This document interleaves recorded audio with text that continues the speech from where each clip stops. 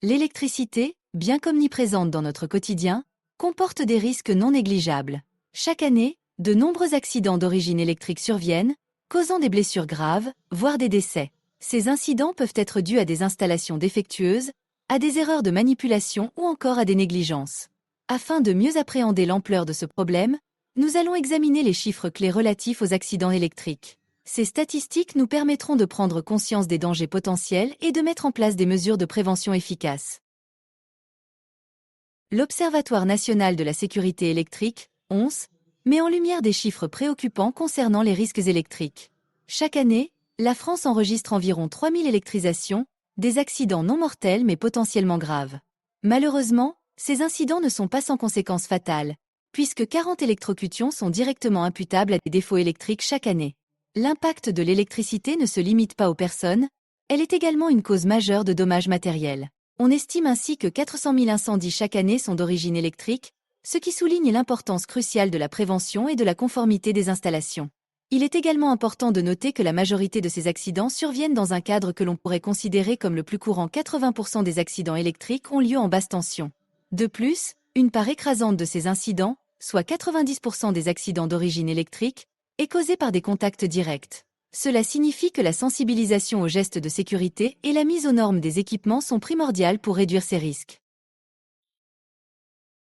Quelle est la différence entre électrisation et électrocution? En français, les termes électrisation et électrocution sont souvent confondus, mais ils ne désignent pas exactement la même chose. L'électrisation, c'est le passage d'un courant électrique à travers le corps humain, alors que l'électrocution, c'est un cas particulier d'électrisation où le passage du courant électrique entraîne la mort de la victime. Je vous propose à l'issue du visionnage de cette vidéo de vous connecter sur le site internet habilitationélectrique.fr. Il faut mettre un accent aigu sur le E d'électricité, et surtout n'oubliez pas le .fr. Vous y trouverez une liste de faits divers liés aux accidents d'origine électrique qui malheureusement se sont déroulés dernièrement. Comme ce graphique va nous le montrer, on observe une diminution significative du nombre d'électrocutions au cours des dernières années. En 40 ans, le nombre d'électrocutions par an a été divisé par 5, passant de 200 à 40. Comment expliquer la diminution importante des accidents d'origine électrique en 40 ans? Eh bien oui, l'évolution des réglementations, notamment dans le domaine de l'électricité, a profondément transformé nos habitations et nos modes de vie.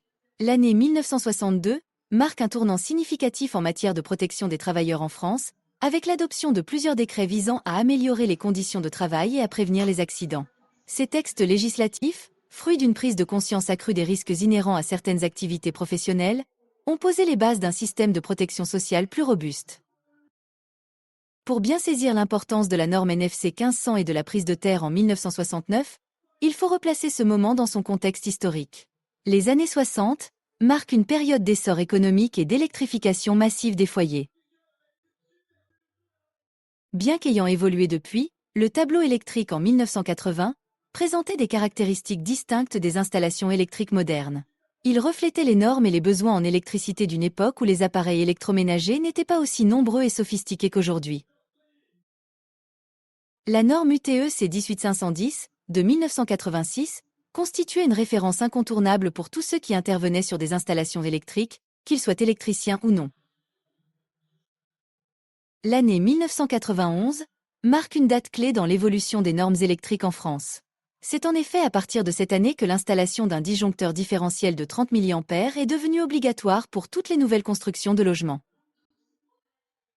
Institué en France en 2009, le diagnostic électrique obligatoire DEO est un état des lieux de l'installation électrique d'un logement.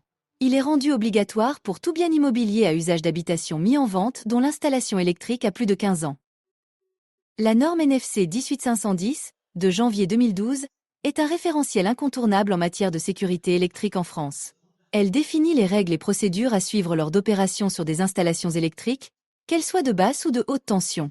Son objectif principal est de prévenir les accidents liés à l'électricité, en protégeant les travailleurs et les installations. Depuis le 1er juillet 2017, pour tous les logements mis en location dont l'installation électrique a plus de 15 ans, le DEO est devenu une formalité incontournable. Ce diagnostic, réalisé par un professionnel certifié, vise à évaluer l'état de l'installation électrique et à prévenir les risques d'électrocution et d'incendie.